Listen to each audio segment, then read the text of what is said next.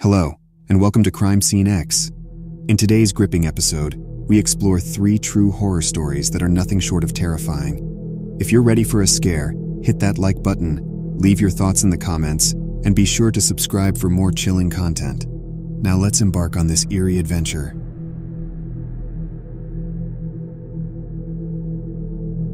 I had always cherished the quiet nights when I was home alone, the stillness offering a peaceful respite from the chaos of my daily life.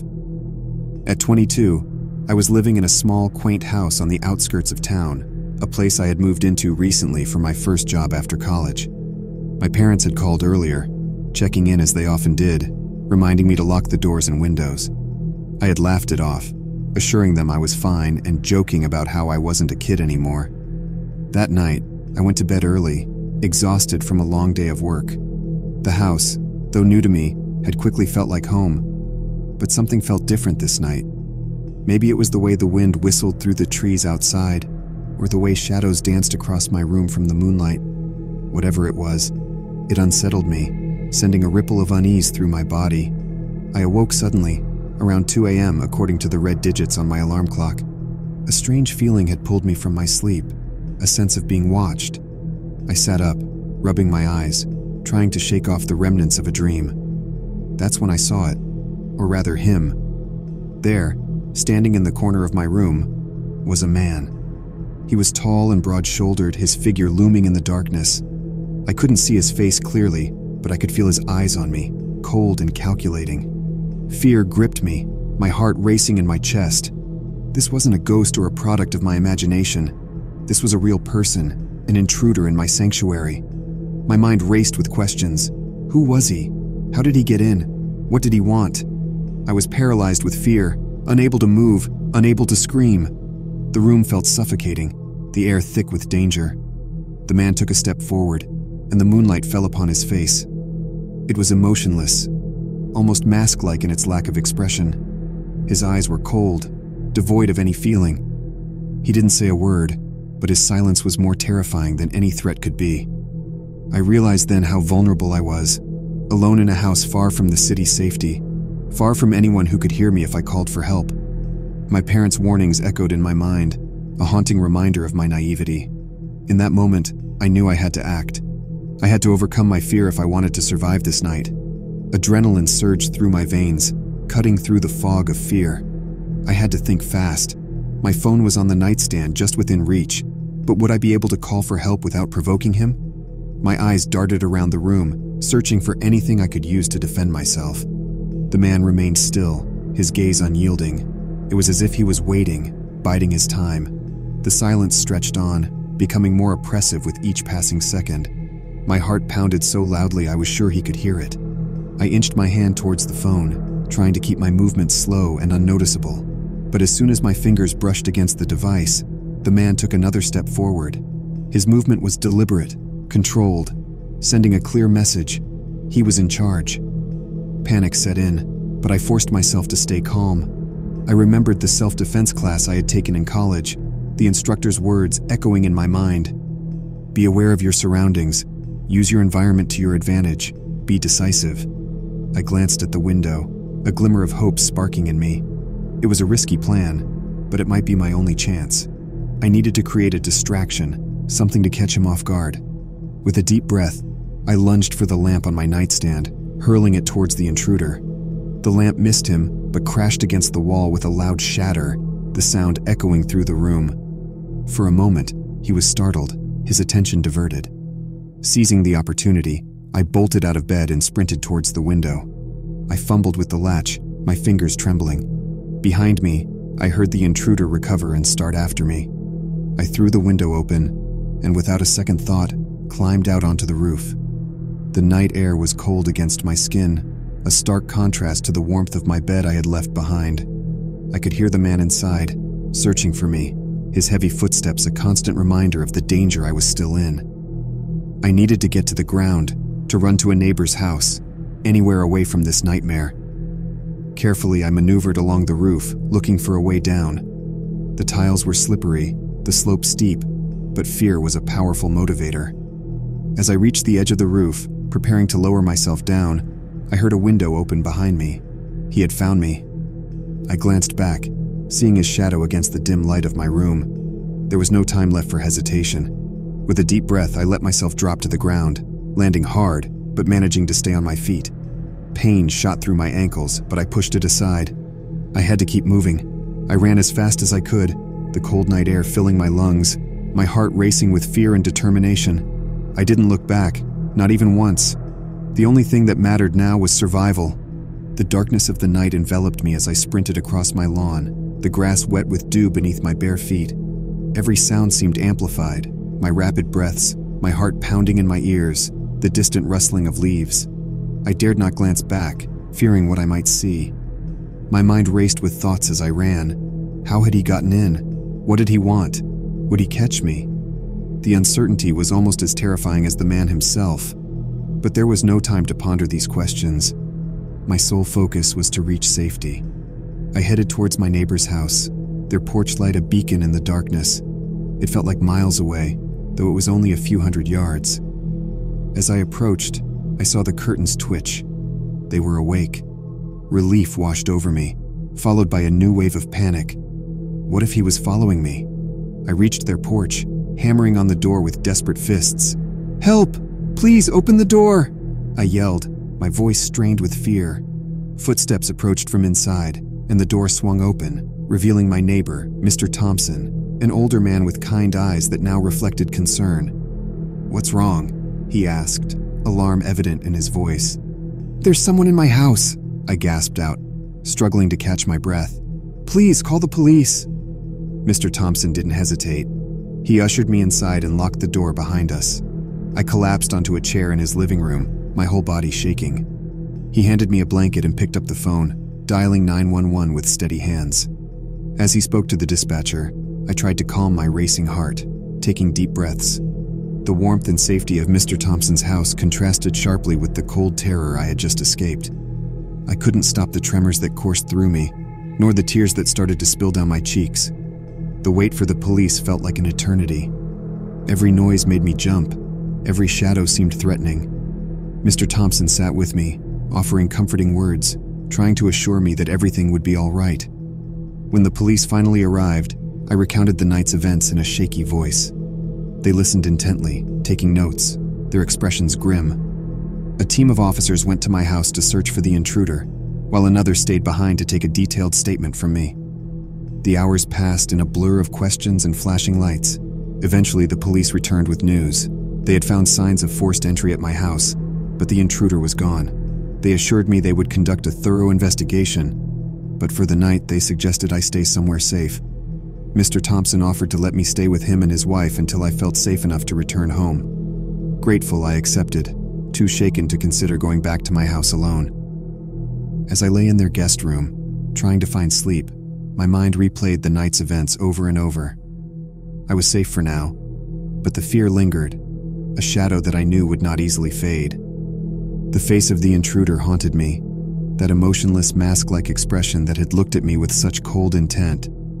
I knew that this night would change me, that the feeling of safety in my own home had been shattered, but I also knew that I had survived, and in that there was a flicker of strength. I would rebuild, I would recover, but I would never forget the terror of the night when I was not alone.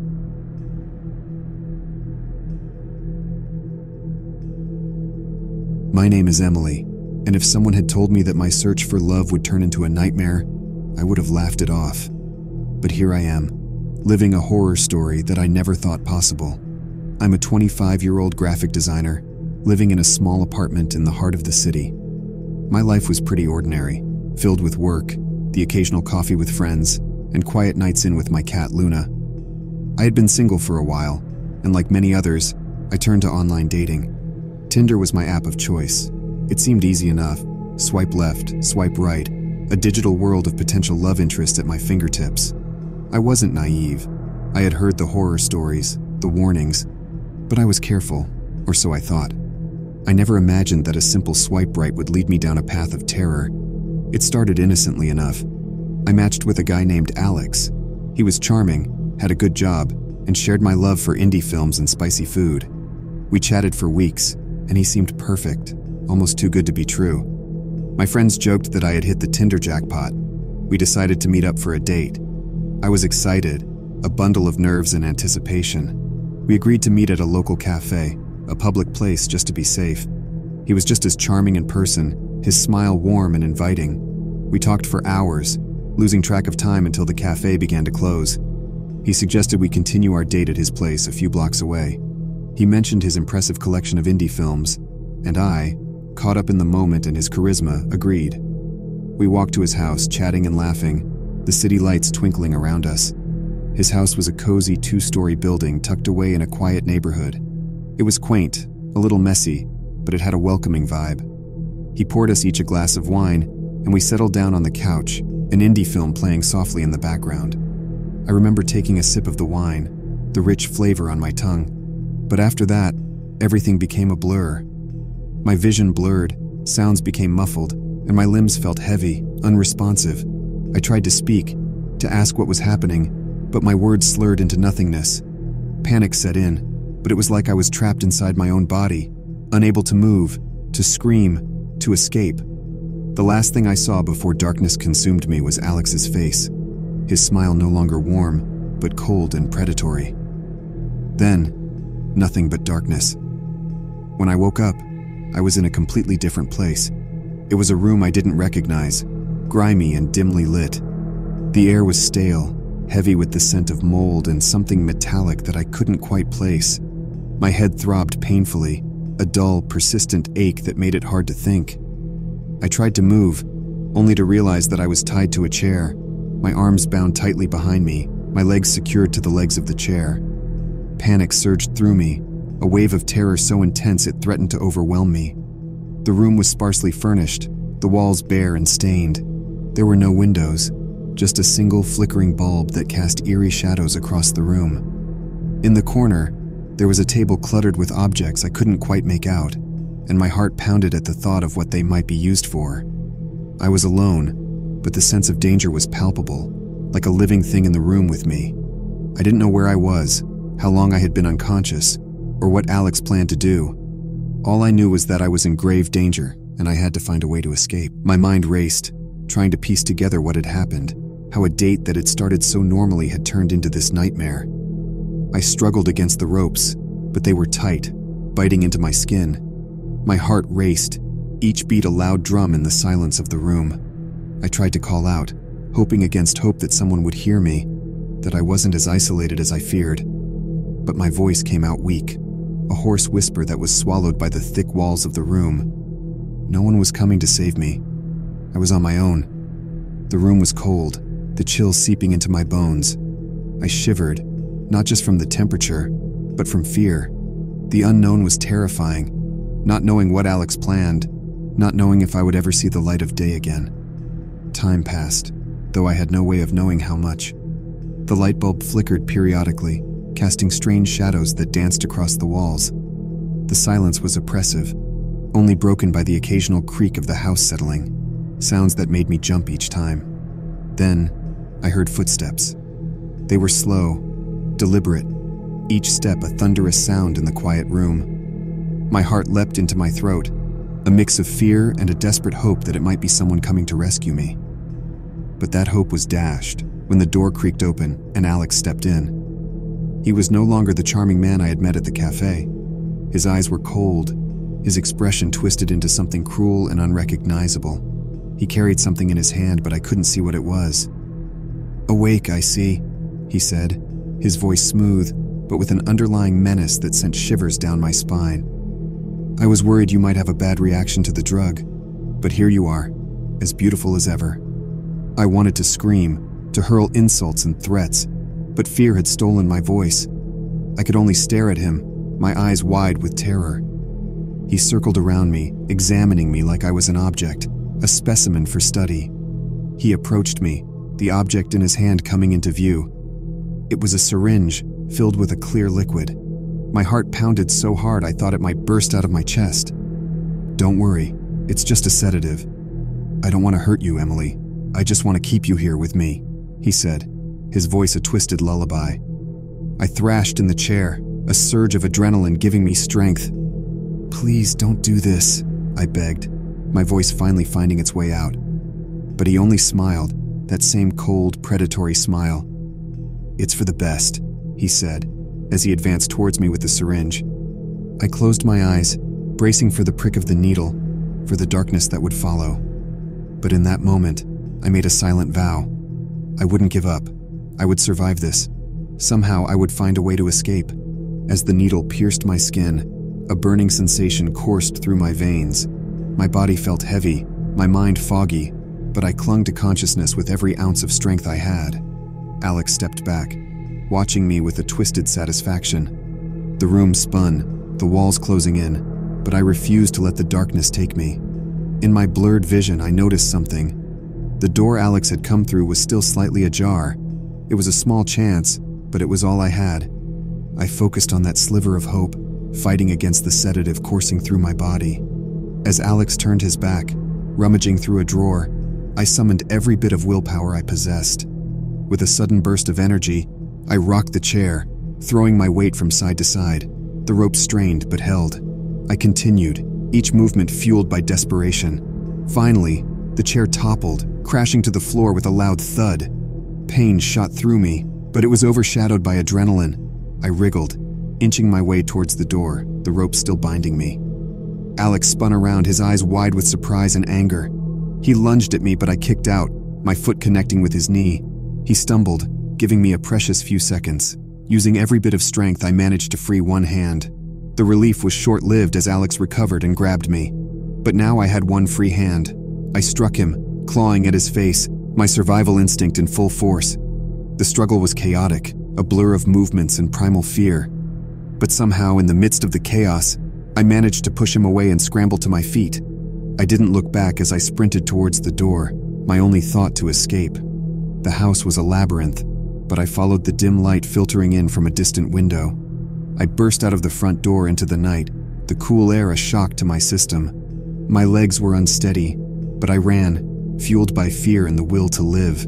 I didn't know where I was, but I kept running, street after street, until I saw lights and heard the distant sound of traffic.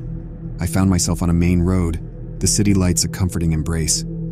I flagged down a passing car, the driver immediately seeing the terror in my eyes. He called the police, and within minutes, sirens filled the air. The police swarmed Alex's house, but he was gone, vanished into the night. They found his room, the chair I had been tied to, and the evidence of his sinister intentions. The days that followed were a blur of police stations, statements, and a deep, unshakable fear. Alex was on the run, but they assured me they would catch him. I stayed with friends, unable to face going back to my apartment alone. The trauma of that night haunted me, the fear lingering like a shadow. But through the fear, a new strength emerged. I had survived. I had fought back, and I wouldn't let this nightmare define me. I started therapy, worked with the police, and slowly, I began to rebuild my life. Months later, they caught Alex. He was tried and sentenced, the weight of his crimes landing him in prison for a long time. It was a relief, but the scars he left were not easily healed. I learned to live with them, though. I learned that even in our darkest moments, we have strength we never knew existed. I learned to trust again, to love again. But most importantly, I learned that no matter how deep the darkness, there is always a light, and that light is within us.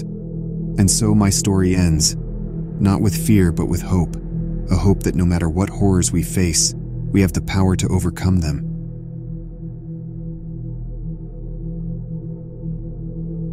My name is Jack, and I never thought my mundane job would become the setting of my own personal horror story. I work as a security guard at an old, sprawling museum in the heart of the city. It's the kind of place that's bustling during the day with tourists and school groups, but at night it transforms into a different world, quiet, eerie, and shadow-filled. I'm in my late 20s, a bit on the introverted side, and I've always been fascinated by history and the stories that artifacts carry with them. That's what drew me to this job. Working the night shift was a way for me to be around these historical treasures without the constant buzz of the daytime crowd. It was just me and the silent echoes of the past. The museum is an ancient building, with creaky wooden floors and a labyrinth of exhibit halls. The walls are lined with paintings, and display cases filled with relics are scattered throughout the expansive space. At night, the only light comes from the dim security lamps. casting long, twisted shadows that make the exhibit seem like they're coming to life. My typical night starts with a walk around the perimeter, checking all the doors and windows to ensure they're locked. Then, I settle into the security office, a small, cramped space crammed with monitors displaying the museum's various camera feeds. It's a routine job, uneventful most nights, and the silence is a comforting companion. But one particular night, things were different. It was a stormy evening, the kind of storm that rattles the windows. The rain was hammering against the roof, creating a sound that echoed through the empty halls. I was making my usual rounds, flashlight in hand, when I heard it. A faint, almost imperceptible sound. It was like the soft tapping of footsteps, but it seemed out of place, a disruption in the museum's usual stillness. I stopped, shining my flashlight down the dark corridor. The light cut through the darkness, but all I could see were the familiar sights of the exhibits. Statues stared back at me with blank stone eyes, and the faces in the paintings seemed to watch me with silent curiosity. I convinced myself it was just the storm, the old building creaking under the weight of the rain. I continued my rounds, but the feeling of unease stayed with me, a nagging sensation at the back of my mind. Back in the security office, I settled into my chair, trying to shake off the feeling. I scanned the camera feeds, but everything seemed normal. Just the quiet, empty halls and the soft hum of the security monitors. Hours passed, and the storm outside intensified. The wind howled like a living thing, and the rain beat against the building in angry waves. I tried to focus on my book, but the storm made it hard to concentrate. Then, on one of the monitors, I saw something move. It was quick, just a shadow flitting across the screen, but it was enough to send a jolt of fear through me. I leaned forward, squinting at the screen, but there was nothing there now, just the stillness of the museum. I told myself it was nothing, just a trick of the light or a shift in the shadows. But the sense of unease grew, a cold knot in my stomach that wouldn't unravel. Something was wrong. I could feel it. I grabbed my flashlight and radio, deciding to make another round. The storm seemed to roar in approval, the thunder shaking the walls as I stepped out of the security office.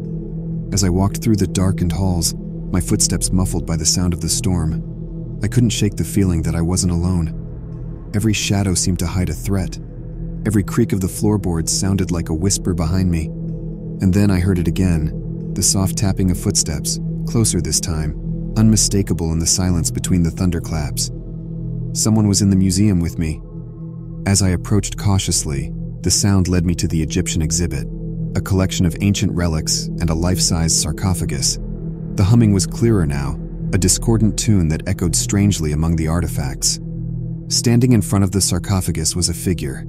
It was a woman, her back to me, seemingly engrossed in the ancient coffin. My flashlight's beam fell upon her, and she slowly turned around. Her face was pale, her eyes wide and unsettling, reflecting a mix of fascination and madness. "Museum's closed. You need to leave," I called out, trying to keep my voice steady. Her lips curled into a crooked smile.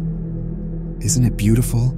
she whispered, her voice tinged with a disturbing enthusiasm. "They believe they could take their treasures to the afterlife, but in the end, they are left here with us." Her words sent a chill through me. There was something deeply unsettling about her, a sense of unpredictability that put me on high alert. "You can't be here. I need to escort you out," I said firmly, stepping closer. Instead of complying, she lunged towards me, her movements erratic and wild. I barely had time to react as she clawed at me, her fingers like talons. Panic surged through me.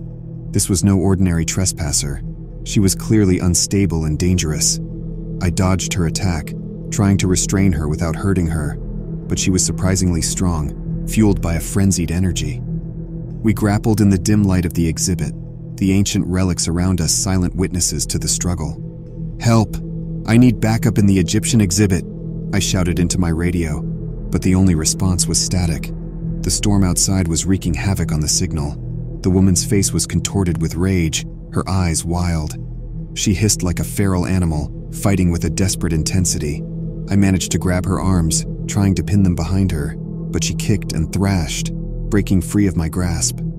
I realized I couldn't subdue her on my own. My only option was to contain her until help arrived. I backed away, leading her towards the center of the room, away from the exits and the priceless artifacts. She followed, her movements erratic, a dangerous gleam in her eyes. I circled around her, keeping a safe distance, my mind racing for a solution. Then, as if sensing my plan, she paused, her gaze darting around the room. With a sudden, chilling clarity, she bolted towards a display case, her intention clear.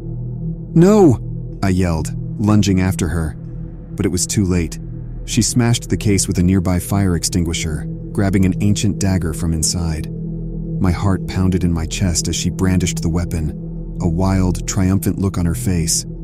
The situation had escalated beyond anything I had ever trained for. I was trapped in a standoff with a crazed intruder armed with a piece of history. "Put the dagger down. You don't want to do this," I pleaded, my voice steady despite the fear gripping me. But she just laughed. "It's mine now. They can't take it with them," she said, her voice detached from reality. I knew I had to keep her talking, to buy time. "Why are you here? What do you want?" I asked, inching closer, trying to find an opening to disarm her. Her eyes flicked to mine, and for a moment I saw a glimmer of confusion, of vulnerability, but it vanished as quickly as it appeared, replaced by a hardened resolve. "I need to protect them. They're calling to me," she said, her grip tightening on the dagger. I realized then that reasoning with her was futile. She was lost in her own delusions. My only focus now was to prevent her from hurting herself or causing more damage. As she waved the dagger erratically, I saw my chance. With a quick move, I closed the distance between us, grabbing her wrist and twisting it until she dropped the weapon. She cried out, a mix of pain and rage, and continued to struggle. But I was prepared now, using my training to subdue her safely. I pinned her to the ground, keeping her immobilized as I called into my radio again, praying the signal would go through. "Security to base. I need immediate assistance in the Egyptian exhibit. Suspect is restrained but requires medical attention," I said, my voice urgent. This time my call was answered. Backup arrived minutes later, along with paramedics. The woman was taken into custody, still ranting about her mission to protect the artifacts. As the adrenaline faded, I was left with a deep sense of unease. The museum had always been a place of quiet and history, but that night it had become a scene of chaos and danger. I realized then that the night shift was more than just guarding artifacts. It was about facing the unpredictable, the unknown. I continued to work at the museum, but the memory of that night lingered. Thanks for watching. If you haven't already, please like the video, comment what you thought, and subscribe for daily uploads.